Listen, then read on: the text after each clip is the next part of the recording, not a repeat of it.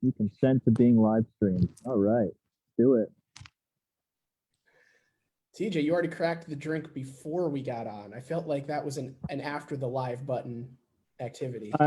Yeah, I'm sorry. There it is. There it is. There's the crack. Well, I chugged one. I chugged a beer at 5 o'clock, and then I opened one because I can't wait a half hour to open another one. I was just in that kind of mood. Yeah, It's Friday. Why would you wait? yeah, Exactly. So I'm drinking a Sloop juice bomb in this fancy koozie I have. nice. Nice. Representing like the nihilism. Good. What are you drinking, Matt? I have a little Sam Summer seasonal action. Nice. That's what I chugged before this. Nice. But my koozie says punk is dad. Ooh. And on the back it says old's cool. A gift from my good buddy Kevin down in Kingston. Yeah. TJ? Gift from your kids. I'm drinking a Citizen Cider Good Neighbor. I was just up in Burlington a couple weekends ago, and Nice. I bought all sorts of stuff at Citizens. It was great. I haven't had any of their cider. I've heard good stuff though. It's good. Yeah, they have way more like variety when you actually go to the cidery. Like there's a few things around here, but when you go there, it's mayhem. It's like kid in the candy store, man. I also have some common roots here because I know I'm gonna chug this Sloop juice bomb pretty quick, probably. Perfect. You gotta back up, right? Well, that and so I'm wearing my Rangers jersey because I'm ready to go down with the ship for Game Amen. 6 after Amen. this. Let's do it. I'm not hopeful, but I will put myself through it anyway. My prediction is they might win and then lose Game 7 at home because I feel like that would be more painful. That's very on brand. Yeah. I watched most of the series from home, and then on Wednesday night, I'm like, well, if I'm gonna watch them be if I'm gonna watch them go down, I'm gonna at least be in an environment with other people and drinking some drinks out in public. And sure enough, they won. So I feel like maybe I have to go back to that bar again. Superstitions and all. I was shocked. I get up so early for work that I'm like, after it hit 2-0, I'm like, it's done. I'm going to bed. Yep. And then I woke up at like 11 and I checked the score. I'm like, holy shit. I get to go through this misery again. And that was the thing. It was I was at the bar and I was in our group chat, and our drummer Chad is a big hockey fan too, but he's from Michigan, right? Yeah. So he's a huge Red Wings fan, so we needle each other a little bit. But so I was like, oh, it was 2-0. I'm like, Chad, you're missing this game. It's you would enjoy how Sydney is owning us right now. And he's like, oh, let me turn it on. And by the time he turned it on, it was that 2-1. And then I was like, oh, hey, look, 2-1. And then it was very quickly to 2-2, right? And I'm like, oh, this is a game again all of a sudden. And then, it was like 3 goals in the span of 5 minutes or whatever. I'm like, oh, what the hell am I watching? Because this is not the way it usually goes. No. And then they've been good at catching up like that and then blowing it again. So they have a nice, good quick span, and then that's where they spend all their energy, it seems like. Yeah. But let's talk about TJ's hammock here because he is living it up right now. It's a pretty sweet hammock. Yeah, I decided when I got this house that, you know what, I've always wanted to have a hammock, and I'm gonna just buy a fucking hammock. So we got one last year, and then it quickly got ruined by the winter. So I just bought this one, and I'm kind of breaking that in a little bit. So nice. I'm jealous. I'm not sitting outside, but at the same time, I have recently have a fairly new carpenter bee issue going on back there. Oh. Yeah. So like earlier this week, I came home from work and I opened the curtains on the glass door and I see this carpenter bee. He's literally just hovering over my deck. And and he's been there like 3 or 4 days in a row. I had to call someone to come and check it out. But it's like he was taunting me, this son of a bitch. Like he was not scared of me at all. Like I was out there trying to swat him around. And the more I read about their behavior, so like their carpenter bees burrow into wood, so they don't necessarily have a nest. They basically drill holes into wood and they go down or up, and then like the female lay the larva and whatnot. The guys, the male bees, apparently just hover around and kind of watch the area. And They protect. don't attack. I don't think they have stingers or bite or something like that. I think the females do. So they just pretend to be tough, like men in real life. Yep. But I'm Perfect. I'm standing there at the door though, and he's literally like 3 feet in front of me, and it's almost like he slowly turned to look at the door, and he's like, "Bring it." He's a very smug bee. I hate bees. Yeah. I'm not a fan. Nope. So someone's coming out to treat the deck next week and the fence. I found the holes in the fence post, so they're burrowing into the fence post. Oh, that sucks. But you know that the spray grate stuff, like the spray insulation, yeah. you can pop those into the holes. That's what I did on my old house, which had cedar siding. Oh, really? They would burrow right into it. You little bastard. Like, yeah, I can't get to the hole. It's literally, of course, on the backside of like the 4x4 with a 1-inch gap to the fence. I'm like, you assholes. Yeah. Oh, yeah. And I don't know if they've actually burrowed into like the support beams under the deck. Because there's no signs on top of the deck because they won't go in from the top. They have to go in on like a darker not where the sun is shining, apparently. Yeah, it's shady and cooler, right? Yeah. So I got that going on. That's been fun. Every time I go to take the dog out, this little assholes hovering around. I'm like, yeah. Oh, it sucks. And I was out there the other day with like the spray can. It was like me versus the bee, and I'm just surrounded in this cloud of like bug bomb as I'm trying to spray this asshole out of the air. We're just dealing with ants. Fucking hate ants too. They're the worst. Oh man, But that time of year, I guess. it is, man. Apparently, this is their mating season. Big Yeah. time. But you know what that means? No more snow. So I'll take that. That's true. I can't disagree. What's going on? You guys have been busy. We haven't chatted in a while. You guys have a lot going on now. Sure do. Yeah. We were just talking about that the other day. We're like, holy crap, we're kind of booking out into October, which for a band that got started as the pandemic hit is kind of a wild concept.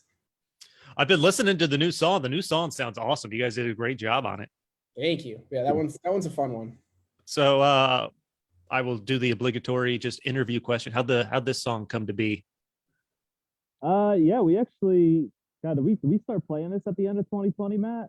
Was it that long ago? Yeah. I think some of the lyrics have changed since then, but the format of the song was like, I think this and WTF were the first ones that we kind of finished and started playing live. Yeah, it's been kicking around for a while. It took forever to get us off our asses and to start recording stuff, but we're finally there. We're working on 14, 15 songs right now. This is the first one that we kind of were like, okay, we got to get something out before Tulip Fest. Yeah. So this was the easiest one to finish. Kind of was all the parts were there and everything like that. So did all the drums in my garage actually, and Awesome. everything else at home, right in my basement studio. Had a lot of fun. Using the garage for those drums is probably why your first hammock got ruined, right? Couldn't put it away in the winter. Too much music stuff. Sacrifices. Sure, we'll go with that. Not the pure laziness of myself. Man, I was throwing you a bone, dude. Come on. I appreciate it. I would love to do something with my basement, although I hit a fun strain of like bad luck recently. So it was raining a couple weeks ago, and for the first time since we moved into this house, I found a puddle in the basement. So as I pulled back the insulation, I'm like, fuck. Big hole where it's coming in, cracks. I have cracks in like both corners. When you go outside, like I don't remember the yard sloping towards the house as much as it is now. So I don't know if it's settled more since we moved in or what. Pain. But yeah, so I had to call someone I called someone to have it come checked out, like the landscape and everything. They're like, you got to put some French drains in here or something. Yep. So now I got to get like French drains, one in the front, one in the back, drain a pipe down the side to out back to the hill. So everything drains that way. So I've got that going on. I've got to have someone coming in, fill the cracks. I'm like, God damn it. Home ownership, man. Isn't it? It is. Along those lines, not totally unrelated, but if someone out there hears this and wants to sponsor the podcast, I could be easily bought. I don't think the price is that high anymore. What's Just that? totally unrelated note. And Totally. you'd be supporting a local maker. I mean, It's for a true. local company, that would be a win-win. It would be. My old house. This is 2018. I finished. The basement was unfinished, and I had a friend of mine come over, and we finished part of the basement so I could have a little home studio down there. And it was probably, I don't know, 4 or 5 months after we finished that my sump pump in that room decided to fail. Ooh. We go down to the basement one night, and the whole thing. I mean, there must have been a foot of water in there. I had fucking effects pedals and cables all over the floor and shit. I was just distraught. Had to replace all that stuff. It was awful. Oh man. Here's Chad. Chad, Hey guys, what's Hey, up? he's hanging out outside too. No hammock Yeah. though. are you at camp? I am. Woo! Nice. Chad bought a camp. Chad's Yeah. at camp on the lake. Oh, awesome. What lake? Are you on a boat or? Oh no, you're on the dock. I'm on the dock. Nice. Oh, what are you drinking? This is Two Roads Crushable IPA something. I don't know. It's in a koozie. I don't know. Nice. Yes. It's, So it's far, so good. cold. Crack. How are you, buddy? Good, man. How are you? Haven't seen you in a while, of course. I've been good. Just hanging out. It's our first weekend at family camp, so things are going good, except for the flies. There's a lot of flies. No, oh yeah, flies suck. We get a lot of those in my backyard too. Once all the foliage comes back in. Yep. So Where's your camp? it is in Middle Grove, on Lake Nancy. Oh, all right. So it's nice because it's only like 15 minutes from our house. Sweet. Yeah. You guys staying up there this Oh. weekend? Archie, you had a fish. We're definitely staying here tonight. I don't know about tomorrow. We haven't decided if we're staying for the whole weekend, but more than likely, yes. Cool. You had Archer's here too. Hi, Archer. Hey, buddy. Hey, buddy. Sorry for any incidental language. I'll try to Oh. restrain myself as well. Chad doesn't have a leg to stand on there. Come on. I say bad words too much. Some just stole our worm, pal. I like this. We got a guy in a hammock, another one out on literally in the middle of a lake fishing. This is fun. This is Yeah. good. How was Hey, Tulip Chad. Fest? Hey, Chad. Yes. Chris is a Rangers fan too. Ha ha. That's fine. I mean, they're my East Coast team, but it just changed when the Wings came back to the East, and it's fine. And you know what? I hope they do win tonight because I love Game 7s. Yeah. True. Well, It's that was my prediction is they'd win tonight, and then blow it in Game 7 at Break home our hearts because on the yeah, moment. that's the most painful way for this to end. Yeah. Especially to the Penguins. The only way it would be worse is if it was the Devils or the Islanders. I think Islanders would probably top the list at this point. Well, yeah, the way they're playing. I mean, if it was the Islanders 5 years ago, okay, yeah, they were pretty good. Here, bud. So how was Tulip Fest? By the It way, was- Dick! It was a lot of fun, man. It was a good day. Yeah, it was nice to play like a big stage and to kind of just be around a bunch of people who were there to watch music, That was a bucket list thing for me. I grew up in Albany. Like, everyone says they're from Albany, but like I grew up in the city of Albany, so like literally in Albany. And Tulip Fest was an annual occurrence, and that was something else. And I just actually had a memory come up on Facebook. Was it 5 years ago when I saw Minus the Bear? I think that was their farewell tour. Minus the Bear headline. And I was like, you just pulled that wow, for a if second. you told me 5 years ago that I'd be playing at Tulip Fest, I wouldn't have believed you because this band wasn't even a thing 5 years ago. So it was surreal and it was awesome. And we had a lot of friends come out, and I think some incidental fans might have been in the stand. So it was a great experience. Yeah, awesome. I played 8 years ago. Was the only other time I played Tulip Fest in a band, and it was I think it was our last show before we had a big blowout and everyone broke up. But it was really cool this time, kind of being able to appreciate it more. Because at the time I didn't really. It was kind of like stressful, I didn't really know what I was getting myself into, this and that. But this time I kind of went into it and I was like, okay, I've done this before. This is great. We're just gonna smile and have a great fucking time. Just wait. Okay, you're holding it upside down. Well, too. I don't know. Archer was there, right? Okay. You need to push in on the button. Yep. I'm multitasking. So Fishing with Chad. This is a docu-series now. It is. yes. Free fishing lesson, man. This is great. Yes. So Chris, just wait. Solicit this to like Netflix, man. This is I'm really rooting for you to catch like a big ass fish right now, because that would really make This is actually the first time we've even fished this. So it's being documented on the internet for the first time ever. This is great. Nice. Pretty awesome. I got 5 on a little sunny. I think that's what sunny. That or a little perch is what just stole our worm. Yeah. You don't need to reel in right now, pal, because you got to wait till something bites. I haven't been fishing in years. I used to fish a lot more before I joined the band. I used to fish a lot before I had kids, and then I got to deal with them all the time now. Yep. I fished when I was like 9, maybe. Yep. My grandfather. About it. Yep. For sure. You don't need to reel it in. I just wanted to pop on and say, hey, I'm gonna dad hardcore, but thank you for having us, and I hope you're gonna have a great weekend, and hope to see you at a show soon. You too, buddy. I'll see you next weekend, actually. All right. Don't fall off the dock. I promise not. Do whatever. We're due. Good night, guys. See you later, Dad. Later, bud. Awesome. Yeah, I am looking forward to the show next week. It'd be the first time I actually get a chance to see you guys. Oh, well, it'd be nice to meet in person for sure. Yeah, man. Like I said, you guys have been busy. You got a lot of shows coming up. I think next Friday you're in New Paltz, right? And then you're doing the Albany show. Yeah, so we're actually with that band Alma in New Paltz as well. They're a trio from New York City. So they're playing with us in New Paltz, and then that's that Friday night, and then Saturday night we're playing with them at Lark Hall, which is our first time at Lark Hall too, which we're really excited about. Yeah, I haven't been to Lark Hall. Is it new?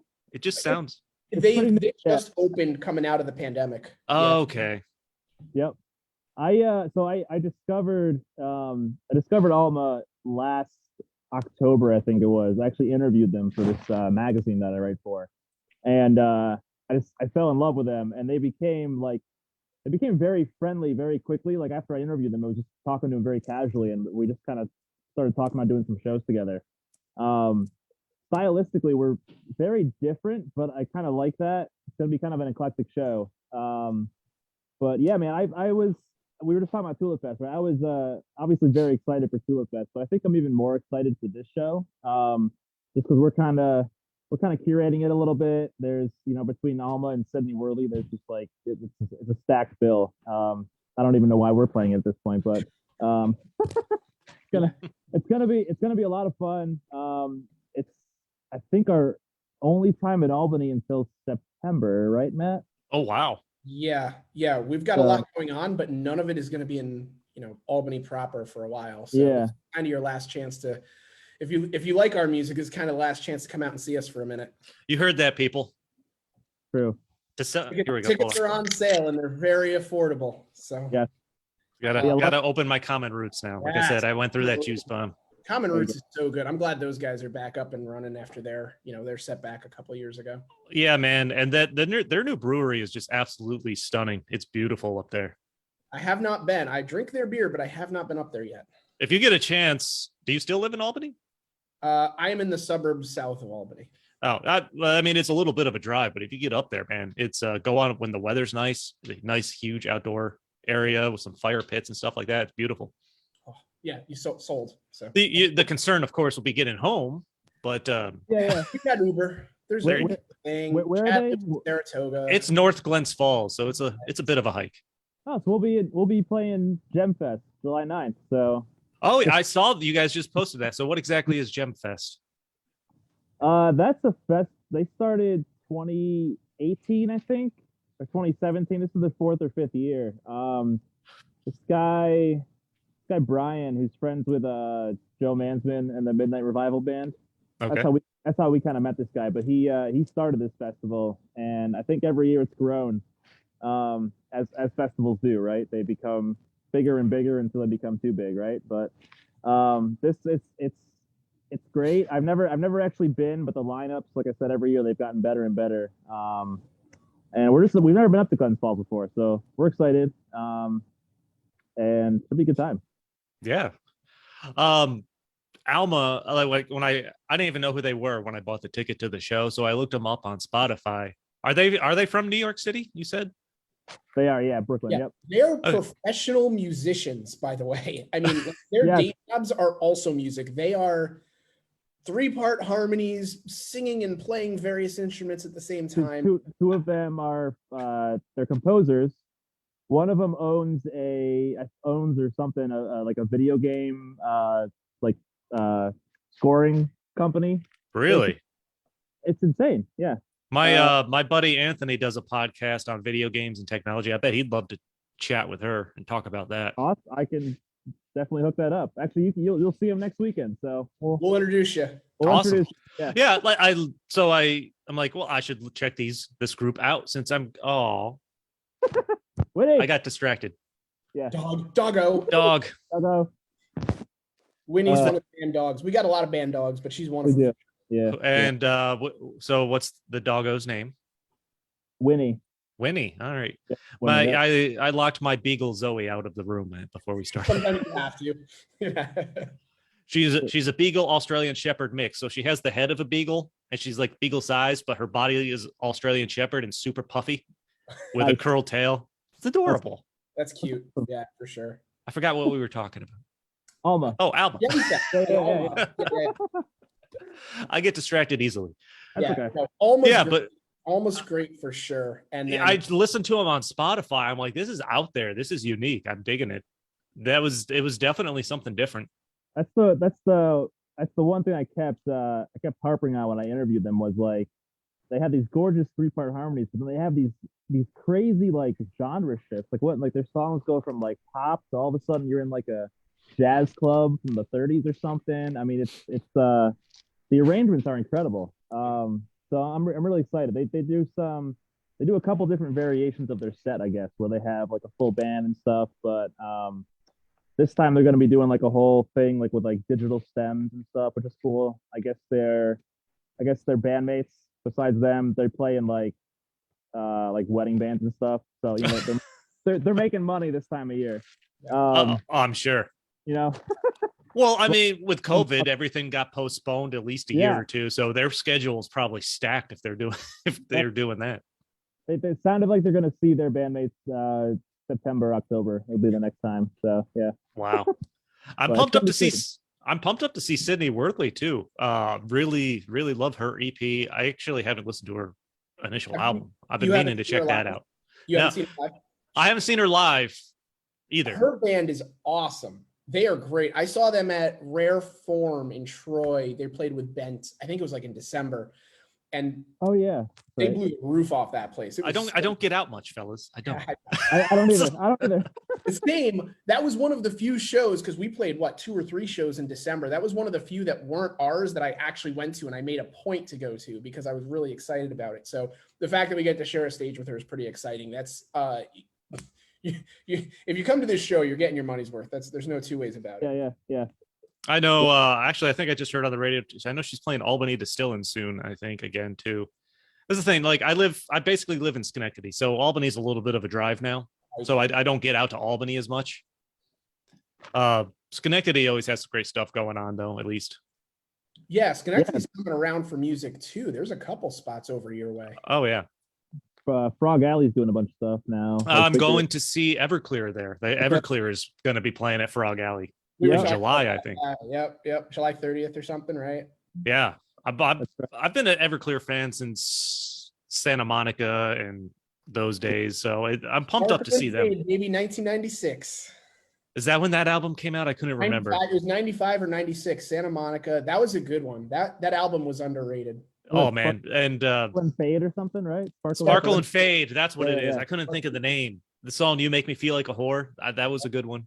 Yep. That's still a good one. It's Hey. the whole album is really, really good.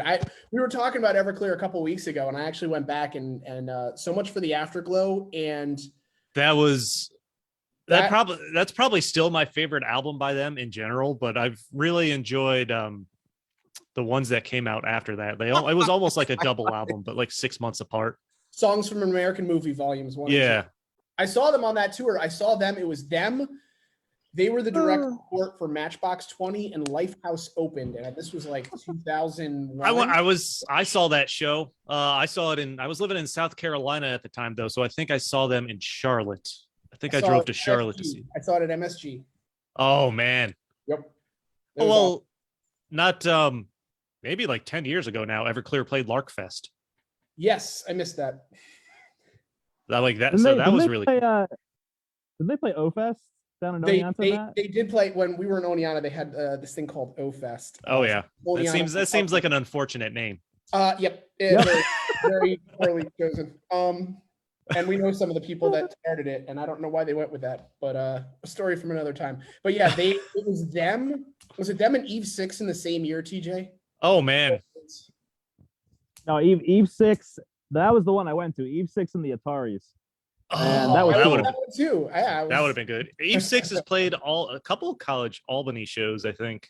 I know there was in like 90, whatever the year that album came out with all their hits on it. They played Siena College, and I begged my mother to take me. And I was just on the cusp of being too young. They did St. Rose too at one point. They played there.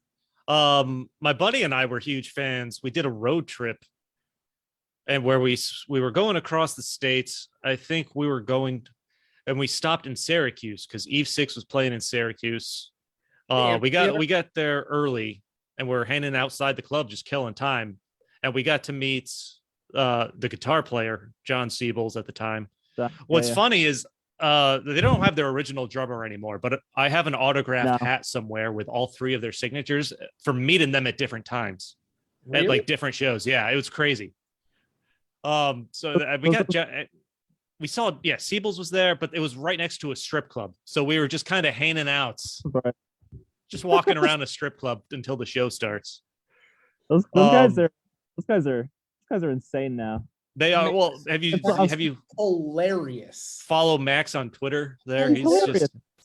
It's revived their band kind of. I think it's brought them a lot of attention. And they're literally just doing whatever the hell they want now. Like it's totally unlike anything they've done in the past, but they don't even give a shit, man. Well, I mean, they put out an EP maybe 6 months ago now, and it's like a indie punk rock type EP. It's really good. Yeah, it is. I saw they did like a live stream last year. It was right around the time when that EP came out, and even just hearing some of the old stuff, they put like their flair on it now on some of those songs. It was super weird, but at the same time, like they were just having the time of their lives. It was awesome. Oh yeah. But yeah, so that's when I got going to get another nice. Yeah, that's when I got the guitar player signature, and then I think we were going to see them at another college show. I don't remember which way this went. We either bought tickets because my buddy and I were going to go see Real Big Fish, or we were going to see Eve 6. And then we discovered that the other band was playing with them. We're like, fuck yeah. But that's when I met the other two guys and got their autographs on the same hat. It just worked out that way. That's awesome.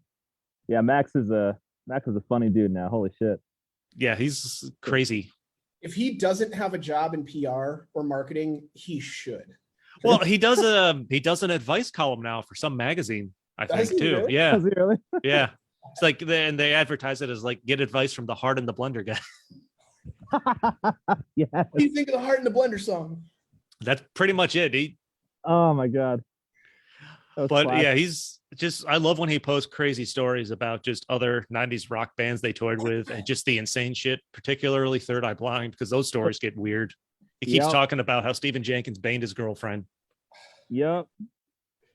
Yeah, and there's no shortage of stories about that dude either. Nope. No, he's I have no doubt he's a first-class douche in real life. Yeah, I mean, I don't know if you saw the stories that Zach from Jimmy Eat World was posting after they toured. Oh yeah, I follow Zach on Twitter too. Yeah, yep. He's like, he didn't hold back one bit. They do not get along. Nope. But actually, next month I am going to see Bowling for Soup and Less Than Jake at Empire Live, and I'm super pumped about that. I think Chad's going to that too. Is he? I haven't seen Bowling for Soup since Warped Tour days. Yeah, exactly. I've never seen them. They're good. It just seems like such a fun band to at least go see once. Oh God. It's so fun. In fairness, I don't think I've seen Less Than Jake since the Warped Tour days either. So there's that. I've seen Less Than Jake, not counting Warped Tour once. I actually went to a Less Than Jake show, Upstate Concert Hall. I don't remember what album they were touring on. It was after Hello Rockview. I think it was the next album. Yeah. Borders and Boundaries. Oh, okay. Yeah. It wasn't Anthem. Anthem's probably my favorite of their albums. Yeah, same. Actually. Yeah. There was a time. It was definitely around like Warped Tour heyday time where I wasn't even like a big fan of Less Than Jake at the time, but I saw them probably 4 or 5 times in the span of like, I don't know, 2-3 years maybe. I just kept seeing them at shows, and I was like, God damn! And I would go back and listen to them. I'd hear all the songs that they just played and shit like that. And what really got me into that band was seeing them live. It's a fun show. I still remember it. It was a fun show. I remember one Warped Tour. They did like this. They had everyone do like this like figure 8 pit where there was the 2 stages and they had the 2 like sound booths kind of in the middle, and everyone was just kind of figurating around the sound booths. It was nuts. It was mayhem. I think loved it. The tour when they were doing Borders and Boundaries tour, they I think that's when they had a wheel. They would spin it, and on the wheel was a slot for each of their albums. They're like, fuck it, we're gonna spin the wheel, whatever album it lands on, that's what we're playing. Oh shit. That's cool. That's how you know you're a damn good musician. They clearly knew every song on every album because they'd have to. That's do you guys remember the band Zebrahead? Yes. Yep. So I was a big Zebrahead fan back in their first couple of records when Justin was still in the band, and I remember seeing them live, and I'd heard like stories about their shows. They were kind of fucking crazy, and these guys played for probably close to 3 hours, and the rapper guy there, Ali, whatever his name is, Ali, I think it is. He downed a bottle of Jameson fucking halfway through that set. It was gone, just on his own. And they got to the point, I think it was probably like an hour and a half in and I think they did this at most shows. They started taking requests from the audience. Yep. And it wasn't like their songs. It was like people were yelling out like Avril Lavigne songs and Black Sabbath songs. And these guys did not miss a beat. And they just started playing. I mean, they wouldn't play the whole song, right? But they play a good minute or 2 of every song that people would yell out. And it was crazy. How do you know all that shit? That is like, impressive. Blasted on Jameson too. Yeah. I see. If I did that, I bet the show would end with me just face down on the stage. That's. This guy must have had a liver of I don't even know, but he was still standing. I mean, he was going strong too. It was nuts. That's impressive. I saw those guys here. They played with Lucky Boys Confusion. Oh man. I would love the Lucky Boys. Saratoga Winners. I saw them there. Did you? I was at that show too. Fucking, I don't remember who else was there because I was there for Lucky Boys. They just had an EP come out, so yeah. I don't. Yep, it was the end. It was towards the end of their active years, like maybe 2003 ish. It was, I don't recall. Way after Throwing the Game, because Throwing the Game was 01. I think it was like 03, 04, 05. Yeah, Throwing the Game. It's funny enough. I just had an interaction with Stubby on Twitter. Really? Yeah, it's nice. He's always been one of my favorite singers though, because his voice is just so unique, and I've always enjoyed their music. I think he threw out a tweet of saying, when was the first time you heard Lucky Boy? So I responded. It's like, I don't remember the first song I heard, but my favorite song of theirs is still One to the Right, which was off Throwing the Game. Great song. And that and City Lights were my 2 favorite songs. Yeah. And he's like, dude, that's still my oldest and favorite song I've ever done. So That was cool to have that connection with him there. I first heard them in Chicago. I was in Chicago. My uncle lived in Chicago. It's where they're from. There was a girl that lived next door to him who was close to my age. I went out there when I was maybe 14, 15. So always a girl. Her and her friends, and she was like, "Oh, listen to this band." Boom, Lucky Boys Confusion. And I was like, "Oh, mp3.com" when I got home, right? And that was. Well, they put out an album a couple years ago, and they still do. I mean, they still play shows, but I think it's more like festivals or. They just do the festivals, and they're every couple of years they'll do their Metro show or whatever they're called now. But Joe Sell, one of their guitarists, passed a number of years ago now. Maybe it was like 10 years ago from drug issues. So yeah, and then because their last album came out after that, and they wanted to do it because and I vaguely remember saying something he'd want us to do this. So yeah. But no, those guys, that was a great show. I distinctly remember them and Zebrahead putting on a hell of a show. If Zebrahead was at that show, I don't remember it. Yeah. You were hanging out with a lady somewhere. Man, what a hole that place was too. But it was I was only there. I loved it. I only got to go there once because I grew up in Connecticut, but I went to college. I remember seeing Say Anything, and I don't remember who the hell else played that show, but I went with some friends I was friends with in college, and that was the only time I was ever in Winners, and I'm pretty sure it was gone less than a year later. It was one of the last, and not even from any being demolished or anything like that. It just collapsed. I'm sure that place was essentially, for anyone that hasn't been there or ever saw it, it was a barn that always looked like it was ready to collapse. Yep. I remember that. Correctly, my mother and my aunt saw Soundgarden there in the early 90s. But that place was around since it had history. 80s, yeah. I think. Maybe 70s. I don't recall. Yeah, there are some huge fucking names that played there, though. Yeah, I had a place in Connecticut like that too, called the Empress Ballroom in Danbury, and that place changed owners and names so many times, like, and it kind of became a shithole pretty quick. But I mean, like, this was a place where, like, you know, Blink-182 played before anyone knew who they were, like, you know, shit like that. And I always remember this play. I played there a few times, and the ceilings must have been like, I don't know, 40, 50 feet high. It was massive. It was ridiculous how high these ceilings were. So the sound in that place when you were on stage was just like, it was something else, man. It, like, nothing like it. Wow. It's bizarre. Have you guys been to Empire Live yet? Yes. Yeah. And the job that listen, I grew up here going to Northern Lights and whatever the hell it was called after that, Upstate Concert Hall. Yep. Yeah, I grew up going to that place, and, you know, it was another one where it was like, all right, the sound is just going to bounce all the hell over the place. And then they expanded and it wasn't quite as bad. But now with Empire Live, the job that those guys did, I'm sure they dumped a bunch of money into that place. It is a first class, bigger than market venue. It's fantastic. Have you been there yet? Once. I was there for Grayscale and Young Culture back in the fall. Yeah, it's awesome. It's between that and then Empire Underground, to have that right in the heart of downtown. I didn't see the Underground. I don't even think it was officially opened. Yeah, when I was there. But it sounded great. Worldly and Under the Den, and those guys are actually in Seas Atlantis, and maybe it's Bent. That they're playing there in a couple weeks as well, in the underground portion. I think it's like a 300 capacity room. I think that just happened, didn't it? Oh, it might have just happened. It just happened a few weeks ago. They have a lot of shows going on, man. It's hard to keep track. But that's such a good thing coming out. Oh, it's great. 2 years with those shows. I love that there's so many shows going on. I hope it's awesome. Support. Grayscale was phenomenal. Young Culture, really good local band. Yeah. My only complaint was not a stool to be found anywhere. I'm too old to stand for 3 hours. Yeah. I saw the Wonder Years there back in the fall. It was the same thing. I was all the way in the back by the bar. I was just standing there with my back leaned against the bar. In fact, I think I had a bruise on like my back from just leaning on the bar. I was so, like, up until a couple of years ago, I was always the guy who was like, I don't want to buy I want to be like right there, general admission with the crowd, right in front of the band.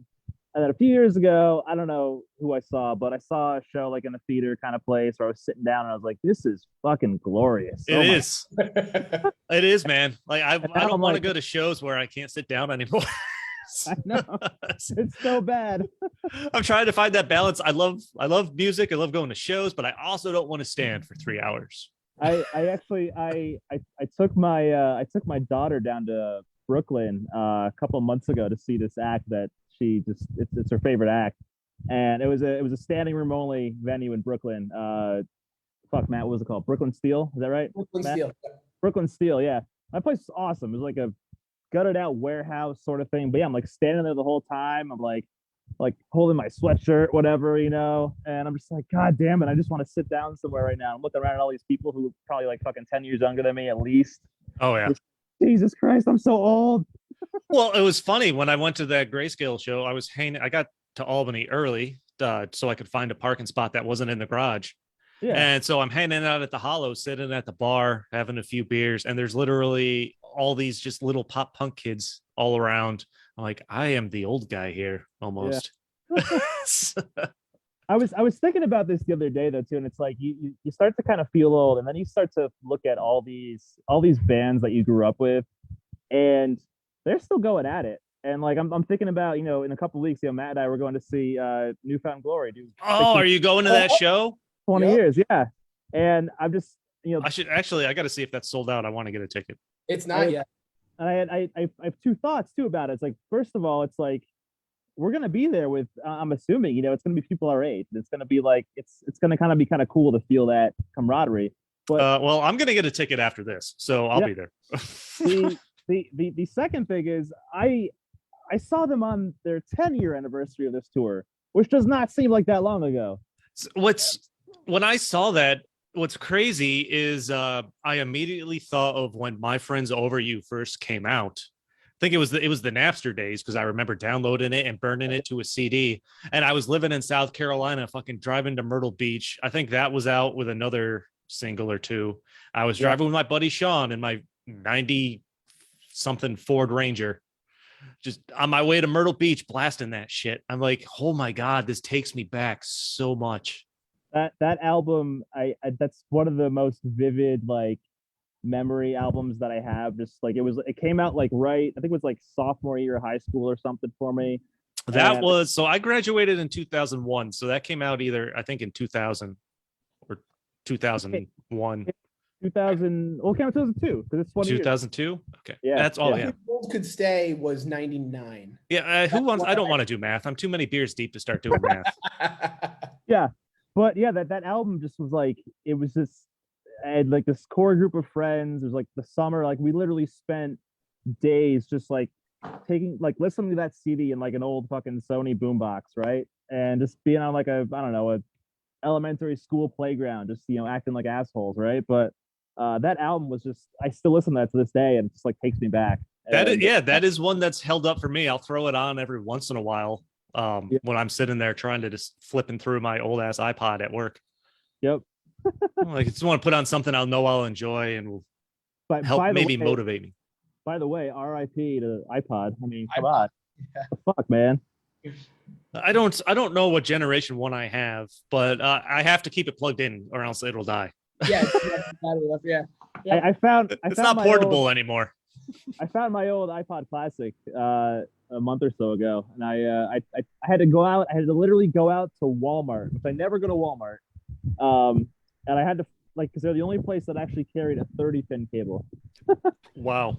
I went out and bought a 30-pin cable at Walmart for $4.99 just so I could turn on my iPod and see if there was anything. The charger I have at work for it's literally like taped together. Yeah. that's how old it is. TJ, what did you find? A bunch of zebra head? No, there was some Zebrahead on there, but nothing. I remembered a lot more stuff on there than was actually on there, and when I was going through it, there was a lot more recent stuff. So I'm pretty sure I did this exercise about 8 or 10 years ago, because there was stuff on there from like, you know, 2012, 2014 kind of range, where I was going back to like, you know, 2006, right? And I used to have a lot of like bootleg shit on there, right? Like everyone did. Of course. And it wasn't nearly as exciting as I expected it to be, but It never is. It never is. No. I just found all my burned CDs from college. Yes. In the music room. I'm trying to clean up the music room, and I found I must have been 25. Did you find a CD player too? No. I don't know how I can't play them. But It's bad. Like, what the fuck? Yeah. My car doesn't have one. My house doesn't have one. I've had the same. So my CD player in my car I can't use because CD got stuck in it a couple of years ago now, and I can't get it out. I'm like, oh, that's dead to me. Yep. All right. It's an Andrew McMahon CD though. Probably a great CD. All of his stuff is pretty good. Could be worse. Yeah. So it's like it's either the radio or I have to find an auxiliary cable to plug in my phone as I. Modern challenges, right? My wife's car still has a CD player, but it's one of those that's like, it's got like 5 discs in it, Yep. And I don't think we ever really figured out how to properly like load discs into it because we never really used it. And up until like, a few months ago, I had a CD player still in my car, so I was fine. But now I don't. So you just reminded me, years ago I had a car and it had a CD player in it when I bought it. I didn't realize this till literally at least a year or two later. It had a 5-disc changer, and it was a Grand Jeep Cherokee. It was hidden in the back in like this over the wheel well, so you had to lift the thing. Yeah, I discovered it like 2 years after I've had the car. I'm like, are you fucking kidding me? I've had this the whole time. My dad had that car when I was growing up. Actually, some similar sort of setup where the CD changer was in the back. So if you wanted that's where they were putting them, like those kind in like all cars when that was first starting to happen. Like the multi-disc changers, they'd all put them in the trunk or shit like that. My friend in high school had a Mitsubishi, whatever the sedan was, and hers had a 20-disc changer. Oh man, in the trunk. That's not a distraction from driving at all. Well, I mean, it was in the trunk. You'd have to load it before you went anywhere. Yeah, but still, then you're spending your time staring at the radio screen, flipping through like, what disc was this? And you're constantly hitting buttons. Like that's not a. Before I'm staring at my phone, flipping through Tidal now. So it's like, yeah. So now I can hold my phone up in front of the windshield so I can see both. Yeah.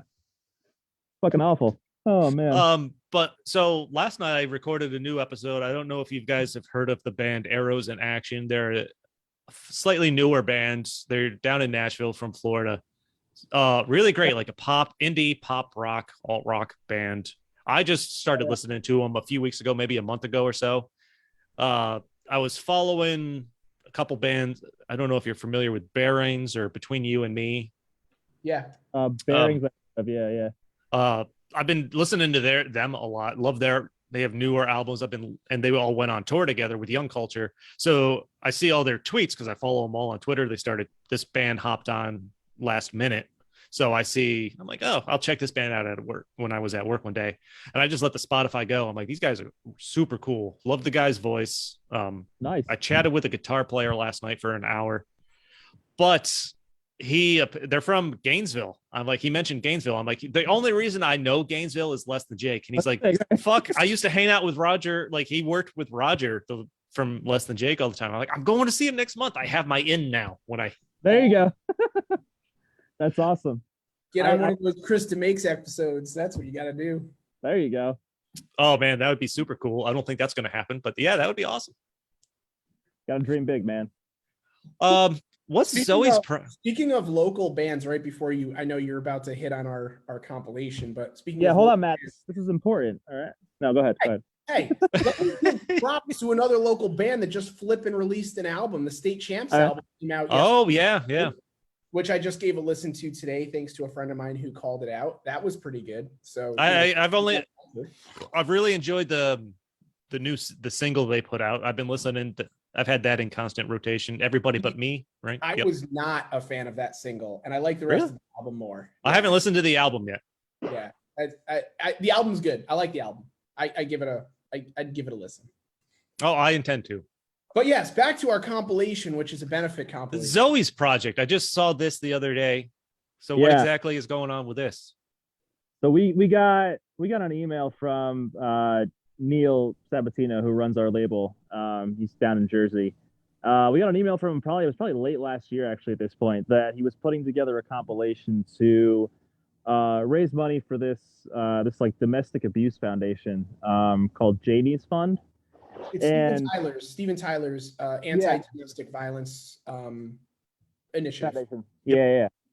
So we got that email, and it was basically the premise was basically, hey, do you have anything lying around that hasn't been released? It could be a demo, a live track, a B-side, whatever. And I just so happened to remember that I had a song from the Don't Want to Live, Don't Want to Die sessions that I never finished. So I just couldn't figure it out.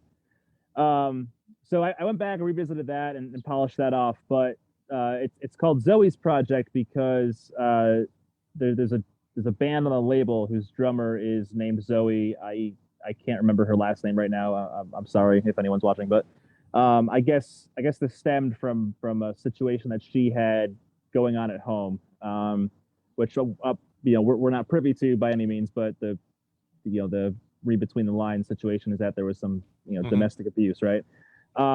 So she kind of reached out to Neil, and Neil reached out to all the bands, and they kind of collaborated on, hey, let's do something to kind of raise some awareness to this. So again, naturally, we were like, yeah, absolutely, we'll do whatever you need. And I think there were, our label roster is pretty big, but there was probably 25 other bands that contributed songs to this. It became there are 33 songs. I was gonna say I had looked it up on Bandcamp, and I'm looking at holy shit, there's 33 songs here. So yeah. you can reserve it right now. You can pre-order it on Bandcamp. There are 33 songs. It's $10, and the $5 proceeds $5. Yeah, it was $5, I think. So it's $5 for 33 songs, and every dollar is going towards Janie's fund. It's a great cause. It is never okay to hit anybody, whether you're in a relationship or not, but especially if you're in a relationship, it's not okay. And it's a great reminder that there's people going through things that you don't necessarily know, and you gotta take care of each other and be a lending ear, and try to help out your fellow humans here.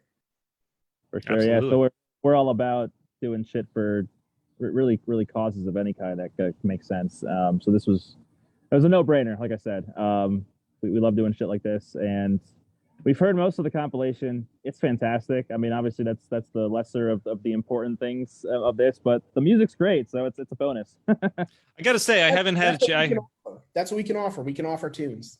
There you go. Yeah. I haven't really checked out any other Mint 400 bands. I've been meaning to, but again, I get sidetracked easily. There's a wide variety of artists on the roster. We're talking like solo acoustic type stuff to avant-garde jazzy type stuff to rock and roll to really indie progressive. So there's something for everyone on Mint 400. It's usually offshoots of pop rock, kind of, as long as it's got something accessible in the chorus. The jazzy stuff actually he's got an imprint of the label that handles a lot of that more avant-garde kind of stuff. Yep. Shit, I can't remember what they're called. Oh my god, Matt, you don't know, do you? Not off the top of my head. No, I can't. Shit. Terrible. I hope not. Shit, we're dropped. Stop it, Neil. But the roster's insane. We could start recommending bands, but we'd be here for a while. So yeah. But yeah, no, the compilation is on Bandcamp. If you look up Mint 400 Records or Zoe's project, Zoe's ZOE. By the way. Yep. And our song is called Black Rivers, and like TJ said, it was a B-side off Don't Want to Live, Don't Want to Die. You will not get it on our next album that we're recording now, so this is the way to get it. And I actually just finished learning that song today. There you go. So yeah, I went a little nuts good one. When I was finishing that song. I didn't know that we would ever play it live, given that it's a B-side. But we're definitely playing it live. Everyone, so Matt's determined. Everyone enjoyed it way more than I thought they would, as far as the band goes. And I had laid down, there's probably 6 or 7 guitar tracks on that, which there's only 2 of us in the band. So if anyone wants a job for a song, we have room for 4 or 5 guitar players in our band. I mean, I can't really play, but I'm happy to take a job. We'll teach you. Yeah. You got to fill some one part that's just 2 chords, and we'll just teach you. You know what's funny? I had before I discovered my basement issue, I've been so sidetracked with house shit lately. I had actually just restrummed my old acoustic guitar so I could try to pick it up and start learning again. Nice. And I got halfway into trying to learn to Fly, the Foo Fighters song, because of course Taylor died recently, unfortunately. Yeah.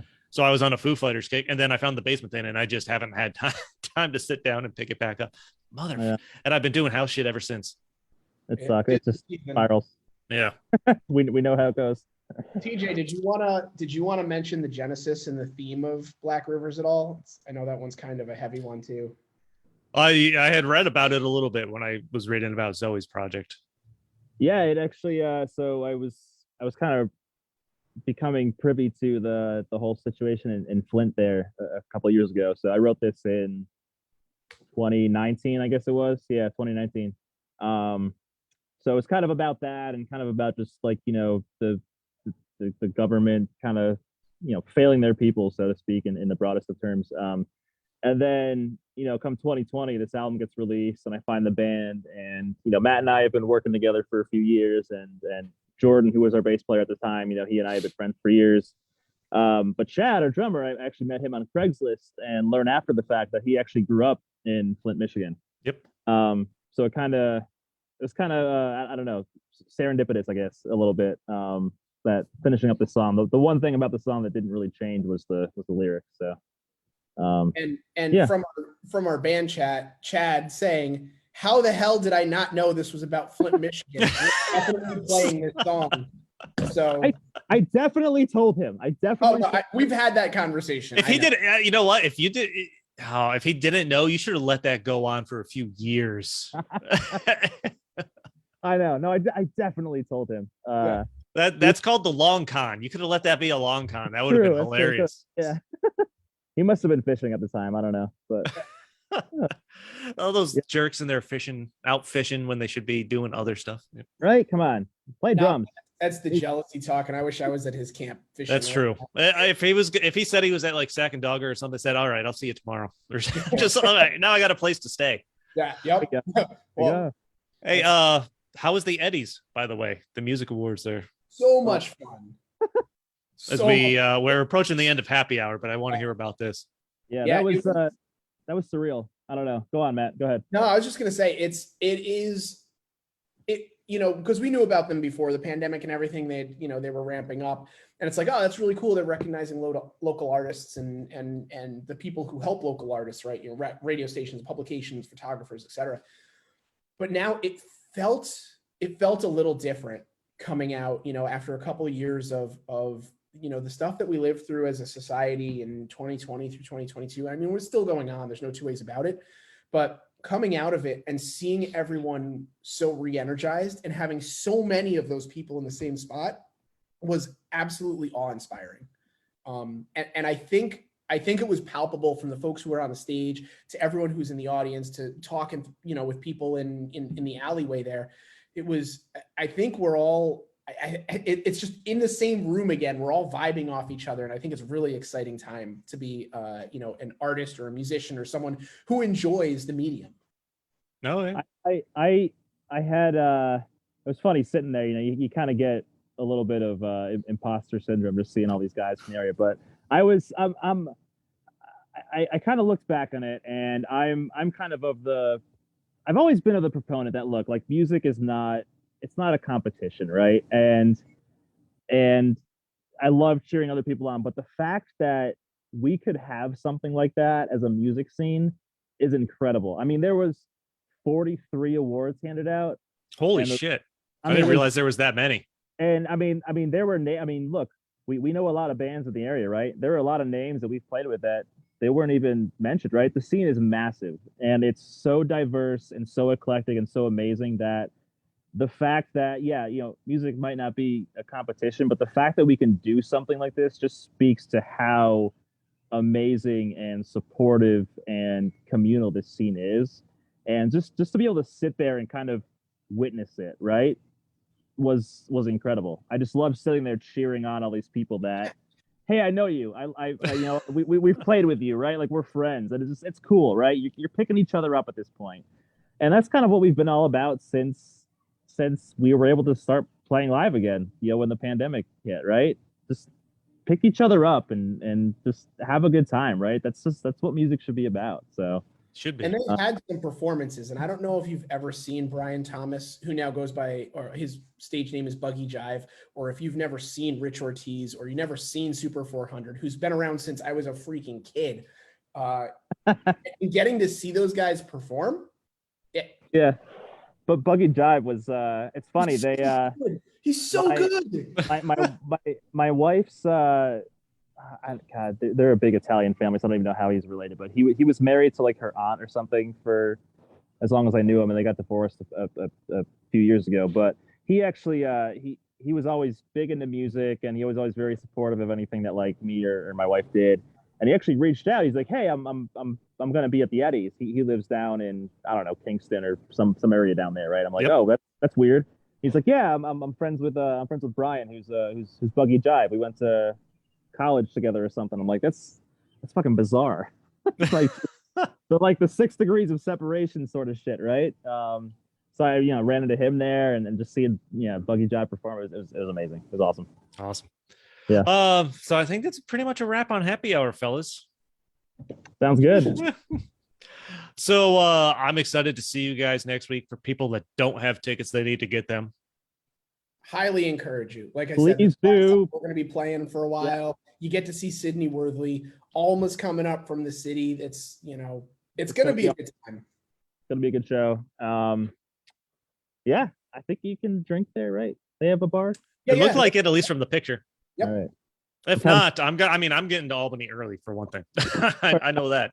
Well, we'll have a drink with you. Yeah. In person, no matter what. We'll see you there. We'll see you at Newfound Glory. We'll see you. That's true. I got to get my Newfound Glory ticket, and if I guess I'll see Chad at Bowling for Soup. Well, there you go.